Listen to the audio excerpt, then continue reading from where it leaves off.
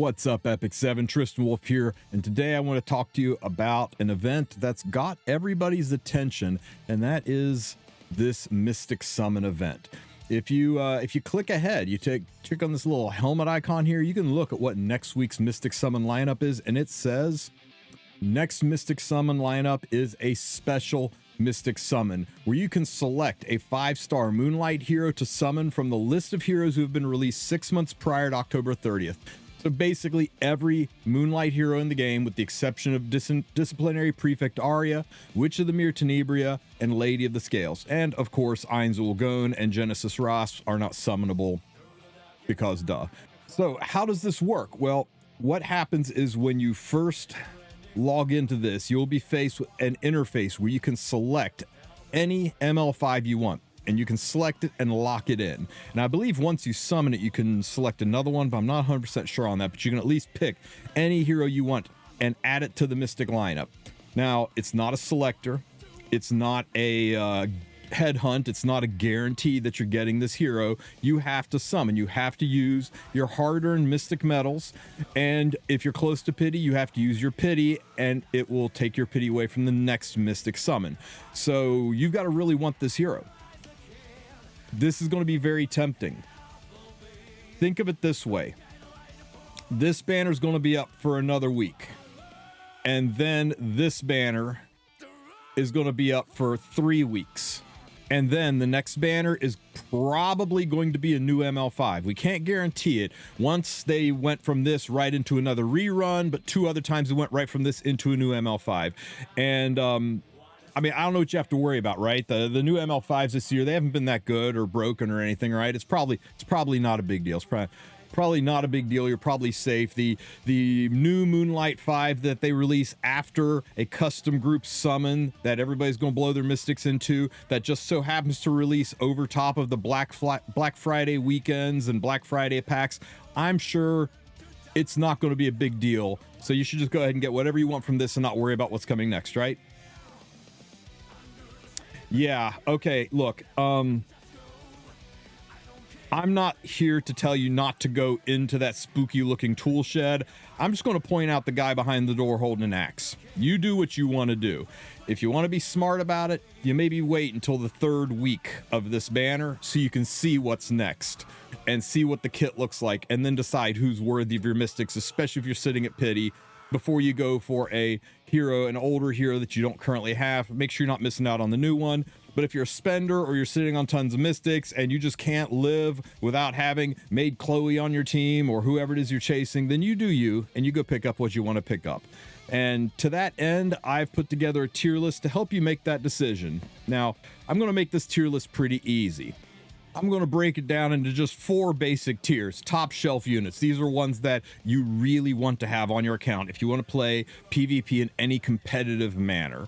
Now, I'm not going to go into the PvE usages of these units because ML5s are predominantly PvP, Guild War, RTA Arena units. I will discuss their PvE merits when it comes up, but pound for pound, I'm breaking this down from a competitive standpoint. The top shelf ones are the ones that are just staple units in the current meta that you're going to want to have. And then the very good units are nice to fill out a team. They can help support the top shelf units, or you can build teams around them. You'll be glad you have them, but if you're missing them, it's not going to be the end of the world. And then there's going to be the solid niche heroes, right? These are ones who they do a specific job. They're great 4 or 5 picks. They help flush out a strategy, but standalone on their own. Like if you first pick them, they're easy to counter or difficult to weave in, depending on who your enemy bans. And then there's the extremely niche, or just straight up needs a buff tier. And I'm going to be very generous with the extremely niche. These are mostly the units that need a buff. But in deference to the 1 or 2 people going to be like, oh no, Astromancer Elena is good if you do this, I'm going to put that extremely niche in there to smooth over any hurt feelings. Then, of course, units that are just not available, we'll get into that as well. First, not available, of course, Genesis Ross. He's not a summonable hero, so not on the list. Disciplinary Prefect Arya, they already said straight up, not available. Witch of the Mere Tenebria, not available. Lady of the Scales, not available. Now, if I were going to categorize these, Lady of the Scales, top shelf. Witch of the Mere Tenebria, top shelf. Disciplinary Prefect Arya, very good. Genesis Ross, top shelf. Sucks that you can't select them. It is what it is. Okay, first hero in the extremely niche or needs a buff, Architect Laika. While on paper it looks like she'd be good, right? She's got an AoE hit that ignores damage share and has accuracy. The issue is that the units you would use her into, Lady the Scales, CR pushes when she CR pushes. So she cuts, cleanses the target debuff, and boom, you lose all the benefits of Architect Laika. She legitimately doesn't work. If they gave her a little bit of a buff, if they just changed her skill to say takes an extra turn instead of gets 100% combat readiness, she'd be usable. Right now, she's dog water. Specter Tenebria. Oh, how the mighty have fallen. Once upon a time, the best unit, the one ever with top of, you look at a tier list from 2022, she's at the top of all of them. Right now, she doesn't do anything well. People will say, but she's good in Abyss. So are a lot of things. We have found ways with the new units to do Abyss much more free to play than Specter Tenebria. Right now, you pick her just because she's waifu. Faithless Lidica. Once upon a time, one of the strongest cleave units out there. Then Fire Lidica came along, and Fire Lidica basically became better Faithless Lidica, and now Fire Lidica is not good either. So yeah, Faithless Lidica, hard to build, harder to use. Dark Corvus, I'm sure there'll be some standouts saying, oh, I use Dark Corvus all the time in Guild Wars. No, you don't. You used to. But this guy's not good anymore. He needs a sincere buff to be usable again. Astromancer Elena, basically Mort at home. She's a higher damage Mort who will allow your team to counter. She's not a double-edged sword like Mort. She just impacts the enemy team. So she does have some extreme niche uses in cleave, but pound for pound, not used very much. Closer Charles is just not a good unit. We call him C loser Charles for a reason. Closer Charles has some niche uses if you build him as a bruiser and put him on riposte set, but even that's a little bit difficult to navigate with a stat line. Pirate Captain Flan had the shot at being a really good unit until some smooth-brained people on Stove got Smoggate to cancel her genuinely good buffs, and instead they gave her kind of a mediocre buff. Now she's only used in the most hard to set up of control teams. She is a fun unit to use. She is a beautiful unit, but she is almost impossible to weave into a modern meta. Apocalypse Ravi, if you are just trying to get your master skin, she is a good carry. She's a solid bruiser unit, but she falls down once you get into the higher, more competitive range. She doesn't have the sustain or the survivability or the damage to really get the job done. There are just simply better options than Apoc Ravi right now. Our boy Specimen Sez. Now, if you are running a team that can stack some stuns, you can murder stomp some people with Spez, and I think even putting them on a riposte set might have some use. But you got to build a whole team around them, and that team composition is fragile with all the things that can cleanse and stop debuffs. Just on paper, looks like he should slap, but he's just hard to execute. And then we have Fern. I mean, Rylet. Rylet is basically better Fern, less evasion, more damage, and every bit as difficult to run. The biggest problem with Rylet is he will just die before he gets to pop off and do his things. Sound familiar? We need a little something for Remnant Violet for him to really be perfection. There are some occasional very rare 4 or 5 picks where he can slap for you, but they are extremely uncommon. Much like Martial Artist Ken. Martial Artist Ken came around during the Navy Captain Landy damage Abyssal Eufiend meta, and those units have fallen by the wayside, and therefore so has Martial Artist Ken. You can still niche pick him in when your opponent drafts in such a way that he's perfect for it. That'll probably happen 1 out of every 100 drafts. Oh, I can't believe I'm doing this. Lone Crescent Bellona. Again, a byproduct of the anti-crit meta. We are out of the anti-crit meta and we are into the anti-hit meta, and she does nothing there. She brings nothing to the table for anti-crit or anti-hit. The units she was designed to counter have fallen by the wayside, and now she does not have a job. She legitimately needs a buff to be useful again. Outside of PvE, you're not going to find many, if any, uses for Lone Crescent Bellona. Judge Kise, in her day, and by her day, I mean last season, she was my highest win rate unit. I slaughtered with her. She was great as an Ahmed Cleave option to strays. You can still set up some cleaves with her, but evasion chews her to pieces, counters rip her apart, and she's got no accuracy. Just very hard to use in a Setsuka Lady of the Scales meta right now. You can say that about a lot of these heroes. Commander Pavel, even with the advent of Freerin giving him the focus, his damage is still penetration based. Between the warfare rules and units like Imperial Ilanov, tough to use, though his damage does slap. If drafted properly, he can bring some things to the table, but pound for pound, not so much. Okay, guys, that's it for this tier. Let's move up to the solid niche use tier. I almost moved this girl down. I almost did. I was tempted to bring Navy Captain Landy down, but the anti-crit and the ability that she can't be controlled, I think she still has some uses. They're just a little few and far between, but you know, her being able to salvo people to death, we watched her used in the E7 WC. She still finds some places here and there. The niches aren't super common, but the anti-crit is always welcome. So I'm just going to leave her in the solid for now, but she's hanging on by a thread, guys, if you can believe it. Top Model Luluca, likewise, is one of the better cleave initiators. She packs an extinction in her kit, which is really, really nice in a meta where everything's coming back to life and using reversal set. But hard to build, harder to use, very niche unit. Ambitious Tywin, in a world of debuffs, it's nice to have somebody that passively cleanses debuffs with all the AoE slaps that are going on, but there are just better mitigation knights out there. He's not the unstoppable juggernaut he once was. He's fallen all the way from top shelf down to just a niche character. Surprisingly, so is Dragon Bride Senya, all the way from top shelf down. Now you're probably thinking, oh, but her pop damage, that's going to kill Renox and that's going to get rid of Setsukas and help you out with free rins. Like, yeah, not really. There's better ones for the job. She's just objectively hard to weave into teams right now. She doesn't bring enough to the table. Man, did Hellion Lua have a meteoric rise and a meteoric crash. Her entire kit just doesn't work out well in this meta. She's just very difficult to use. In certain situations, you can use her to control the team and take tempo away from the opponent, but you really got to build a whole ass team around this. Requiem Roana, if you are going first, and you're trying to cleave, or your opponent's trying to cleave, and you can counter it with a Zeo or a faster unit, you can stop them with Roana, and that's pretty much all you're going to do with this girl. Anything other than counter cleave, where you're racing, and you need to put up a must ban against your Zeo so you can keep your speed imprints, you're going to have a really hard time using Roana anywhere else.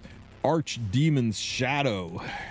You would think a unit that dual attacks with Seal would be used everywhere, and she's only used some of the places. I mean, the dual attack with the highest attack unit, having a built-in Seal, having a unit that puts you on a countdown timer before she drops her S3, that's pretty powerful.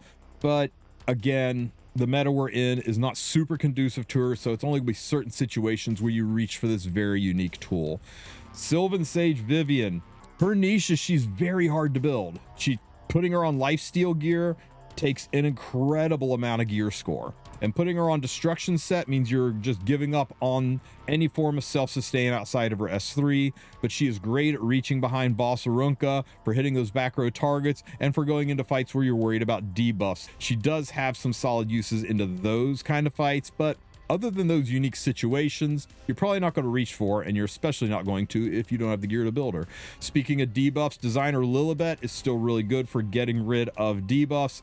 The biggest problem with Lilibet, what pushes her out of the very good channel, is that she's useless into Witch of the Mir Tenebria.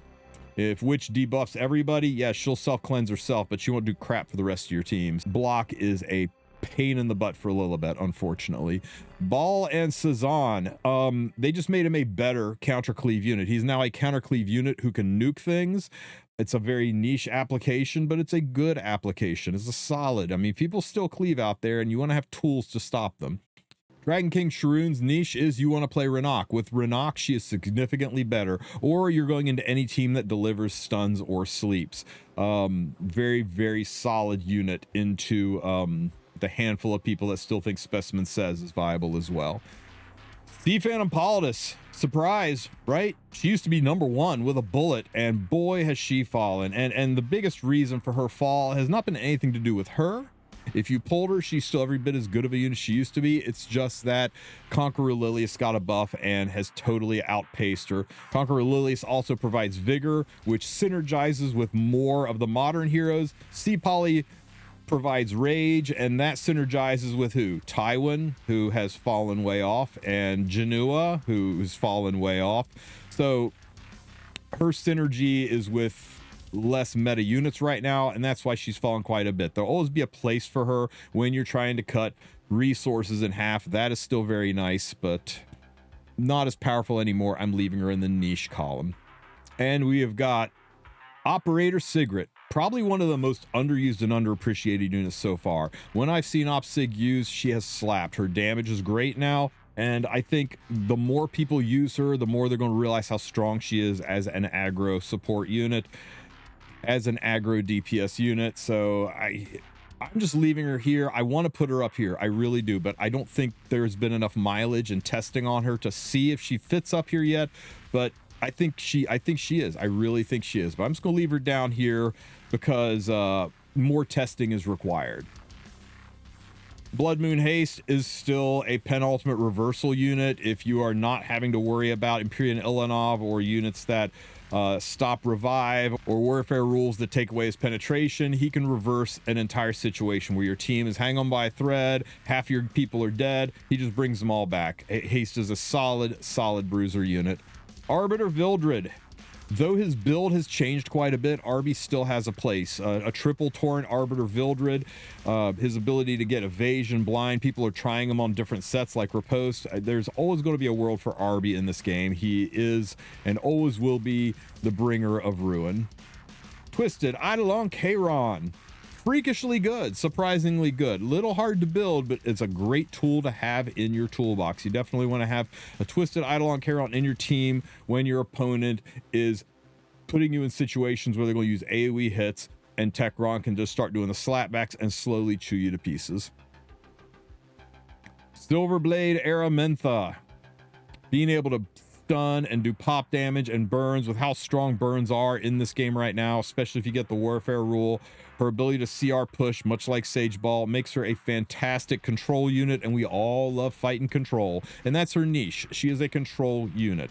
If you're going into a team that's got a lot of cleanses built into it or stacked with units that don't react to debuffs like Bystander Hua Young or Sylvan Sage Vivian, her value drops off significantly.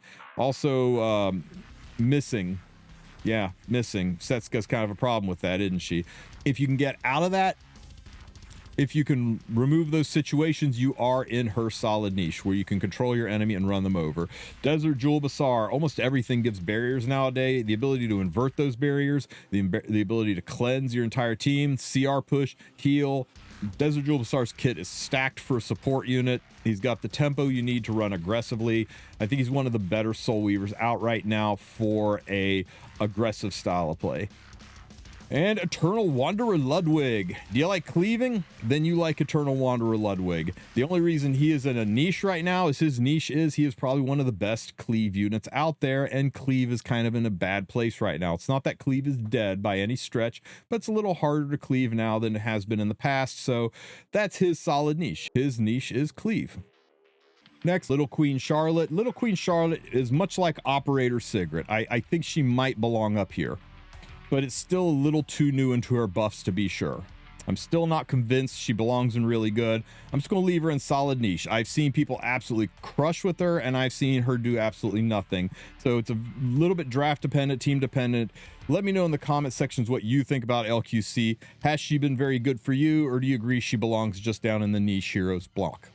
Successor Teiyu, much like Eternal Wanderer Ludwig, is one of the most powerful and debilitating cleaves out there. Synergizes great with Phantom Politis. If you can set up his cleave, it is very difficult to fight against, but that's about it. He's not gonna be first pick viable. He is a 4 or 5 pick into a very specific kind of cleave. I don't have the unit. I'm probably gonna go for him because he's the one that I'm missing, but yeah, I think I'm pleased with him just in the solid niche use. Much like Solitary of the Snow, I'm gonna get some blowback on this one because people are like, she's an evergreen unit, she's always going to be good. And yes, that's true, but she is only good into specific anti-focus situations. And if you aren't fighting an enemy that uses focus, then she doesn't bring much to the team. So that's her solid niche. Her niche is you need to stop focus-based units. Okay, speaking of very good, let's move up to the very good tier. This is going to be units who are really, really good. They're good meat and potato units. You'll be glad you have them in your toolbox. You'll reach for them often when you're building comps. First is going to be Last Rider Crow. In a world filled with AoE, the ability to spam barriers, do ramping up damage, and especially running them on the 3F artifact, Last Rider Crow can bring a lot of power to your team in the form of a knight who also mitigates. Urban Shadow Shoe, though people are running her a little bit different now, the damage shoe is falling to the wayside of an effect res shoe. She still does have her place, and she's a good solid unit. Her pop damage is great, and she solves a lot of problems in the current meta. Ruel of Light, if you like not getting invited to parties, if you like being that person who makes your opponent miserable, if you like fights that last 9 to 10 hours, then Ruel of Light is for you. In fact, if you pick Ruel of Light and also pick Wretched Rose against me, you just earn free points because you will never see a wolf top right so fast as dealing with that level of BS. She is super strong right now after her buffs and her exclusive equipment. She is a tour de force. Some would argue even top shelf. But I'm just going to leave her very good right now. I don't want to put her up here. That'll encourage more people to pick her, and ain't nobody got time for that. Mediator Kawaric is a diamond in the rough, and people are sleeping on this guy. Build a damage Mediator Kawaric. Be shook at how much you can do with his S2. Now he's not only a cleansing warrior, not only a buffing warrior, not only an immunity warrior, not only a CR pushing warrior, but he is also a DPS unit on top of it. So he is now a master of all trades, jack of none. Good unit to pick up. Strays. You guys know I love Mr. Strays. Strays is good not only in PvE but in PvP. He is so good I built 2 of them. I like having a nice slow nuclear one to run with Ahmed, and then a nice fast one on Tachi to be able to just go naturally in an aggro comp. There are lots of ways and places you can use Strays. He is probably one of the most fun units out there. There's some easy counters to Strays, several, but if you can avoid those counters, weave him to a team, he is a free pass to your master's frame. Death Dealer Ray, some will say he has fallen off quite a bit. I say in a world of evasion, being able to put everybody to sleep, giving you 100% accuracy, 100% chance to hit while they're asleep is too good. So Death Dealer Ray Lance stays in the very good column in my opinion. Briar Witchesaria, in a world of Ruel, in a world of people starting to run things on reversal sets, in a world of Holy Sacks being on every other freaking night, and units just coming back to life for the shits and giggles of it, I think having Briar Witchesaria is kind of a must in a modern era. Also, if you soul burn, she will do damage into Lady of the Scales, zeroing out the front unit, proccing buff blocks so that they can't proc their immortality, and then her pop damage goes after that, killing them. So she actually is a very good counter to Lady of the Scales. If you haven't tried it, give it a shot. Be surprised. Abyssal Euphine, though not the damage dealing nuker she used to be, people are starting to run her as a mitigation knight. They're sticking either Holy Sack or Arius on her. They're running her on protection set. They're building her super bulky, and she's just there to slow the enemy CR pushing down. And we're in a world where CR pushing is everywhere, so Abyssal Euphine still has very strong uses, just not the DPS versions you've seen in the past. Conqueror Lilius has clawed her way back up to the top, usurping the dead dancing girl to reclaim her seat as one of the best non-attack skill openers in the game. She's now got CR pushbacks. She's got defense breaks. Very strong unit. She's got vigor for your whole team. Very strong unit right now. Bystander Hua Young. About the only negative thing I'd say about Bystander Hua Young is she is incredibly difficult to build. If you cannot pull off a counter set, which is objectively her best build, run a destruction set. Much easier to build on Destro.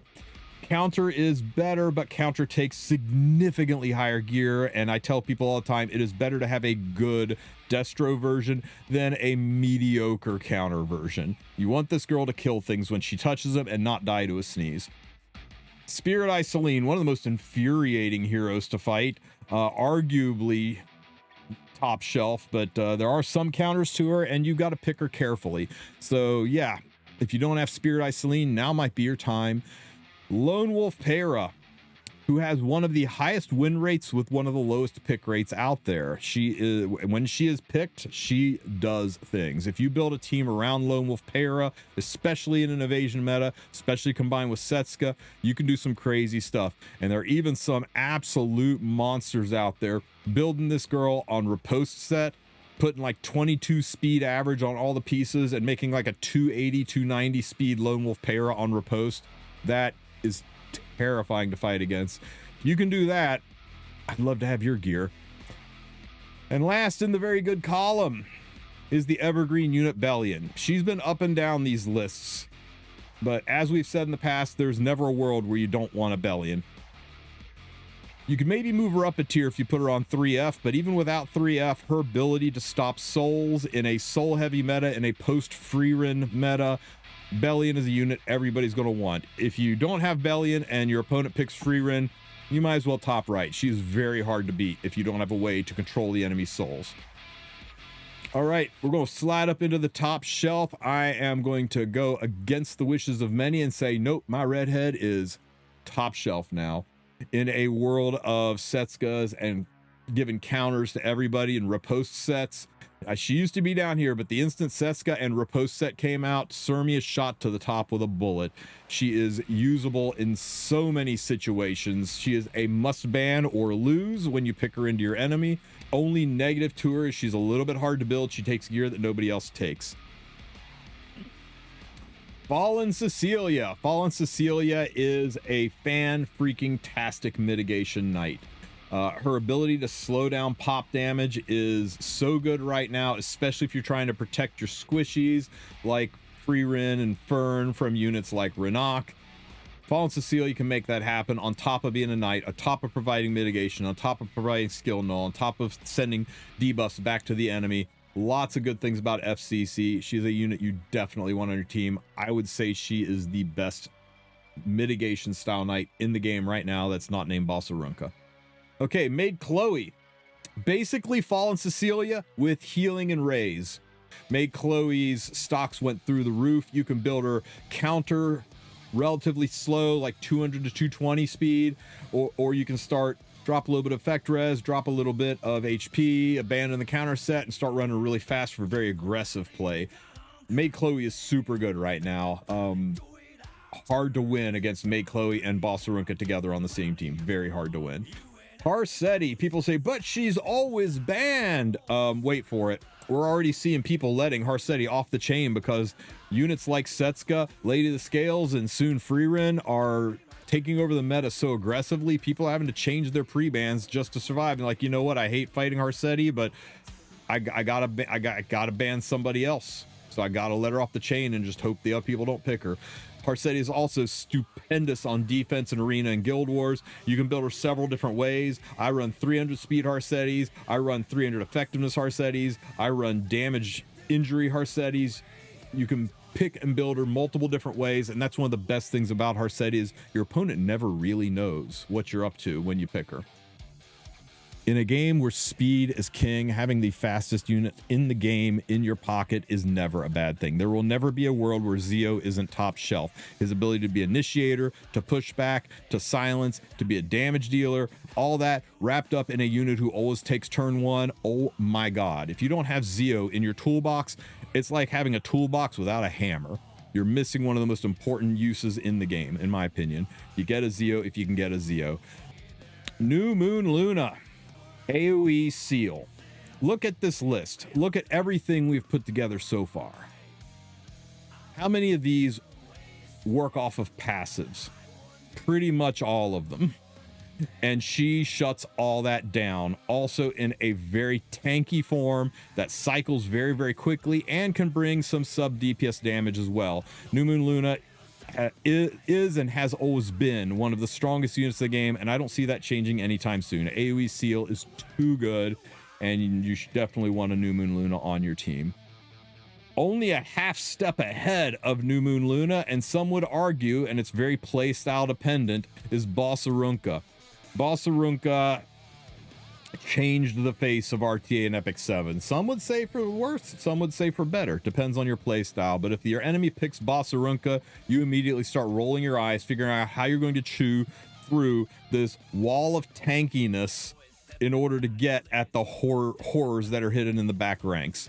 Bossarunka is a powerhouse hero. You can run her on Proof of Valor, Rocket Punch, Holy Sacrifice. There's a variety of different artifacts she can wear, which again is confusing to your opponent and makes it difficult to figure out how to fight against her. And last for the big units right now is Empyrean Ilanov. And I think some people are going to say I'm overrating her, but Empyrean Ilanov is so good right now. You can build her as all bruiser, you can build her as all damage, or the current most popular build, a hybrid build where she brings a little bit of damage, but is also super tanky and hard to kill. She cleanses, she gives Indomitable, which buffs your whole team. She constantly self-CR pushes, and on top of it all, she nullifies penetration significantly. If you're going to use a penetration unit against her, you're probably going to fail, and that's why so many of the pen units, Commander Pavel, have fallen down so much, is Empyrean Ilanov. So I think right now she is the most powerful unit in the game that is currently available. And last but not least is the all-powerful Ainz Ul Gon, who represents the future. This is the master of death and destruction that comes after the special mystic summon. This is the harbinger of the powerhouse unit that's coming next. This is my final warning to you of the monster that lurks in your closet. This is me imploring you to not pull on the custom mystic summon until you know what is next. Look, I'm not trying to tell you what to do. You make your own decisions. If you want to walk into that spooky looking tool shed, you go for it. I'm just here to warn you about the guy with the axe hiding behind the door. What if you go on this and you decide you're going to get Bossarunka, and the next mystic unit completely nullifies Bossarunka? What if you're going to use this mystic summon to grab your Maid Chloe, and the next unit is basically Maid Chloe with Bossarunka's passive in it? Be really careful with your mystics, because once you spend them, they're gone. And almost everybody on this list can be acquired for free from the headhunt event. That is very likely. They've run a headhunt event 3 years in a row. It's very unlikely they will just skip it this year. They've always done it. It's expected. And every single unit on this list is available for free from the headhunt event. So before you go and blow your mystics on this, only to have the next unit be an insane strong unit that you're going to be devastated you don't have, and then to have the headhunt event announced and you could have gotten your unit for free anyway, really consider, do I want to get somebody on this list? Is it so core important to me being successful in the game, versus maybe I'll wait and see what the sum of all life and death has to show for us in a couple of weeks. And that's it, guys. That is my tier list. Hopefully it helps you guys out. I know some of you aren't going to agree with it. I know other people are going to be putting up tier lists, and everybody's going to have their own opinions on what is good, what is bad, and that's fine. Watch other people's tier lists. This is the way that I play the game. This is how I see these units. Other people have different perspectives. You need to find the one that synergizes with your play style, your needs in the game, and what you enjoy the most. Hope this helps you guys out. If you have any questions, ask them in the comment section. Don't forget to like and subscribe, and I'll catch you in the next one.